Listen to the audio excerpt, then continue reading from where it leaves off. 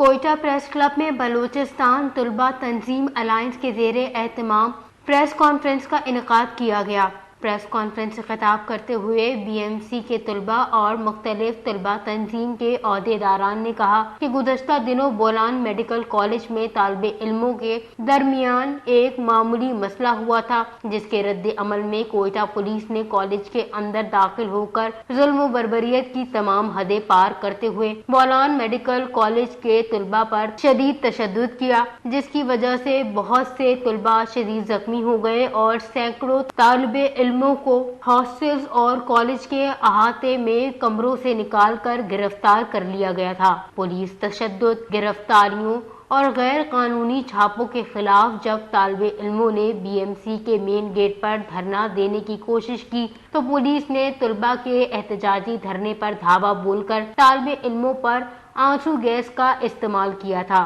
ہمارا مطالبہ ہے کہ بی ایم سی ہاسٹلز جو کہ غیر قانونی طریقے سے سیل کر دیے گئے ہیں، ان کی دوبارہ فعالی، مختلف چھاپوں اور گرفتاریوں کے دوران طالب علموں کے سامان جو کہ پولیس کے قبضے میں ہے، ان کی واپسی، بی ایم سی مسئلے پر غفلت برتنے والے انتظامیہ اور اس کے بعد طالب علموں پر پولیس گردی کرنے والے ذمہ داران کے خلاف کارروائی کی جائے۔ انہوں نے مزید کہا کہ ہم تمام طلبہ تنظیم نے فیصلہ کیا ہے کہ کالج اور ہاسٹلز کی بحالی کے لیے ایک منظم احتجاجی تحریک چلائیں گے۔ اس تحریک کے تسلسل میں ہم بلوچستان حکومت اور کالج انتظامیہ کو ایک دن کی مہلت دیتے ہیں کہ وہ کالج کو کھول کر ہاسٹلز بحال کریں اور ہمارے دیگر مطالبات کی سنوائی کریں۔ بصورت دیگر بلوچستان کی طلبہ تنظیموں کی جانب سے بدھ کو بولان میڈیکل کالج کے سامنے احتجاجی دھرنا شروع کیا جائے گا۔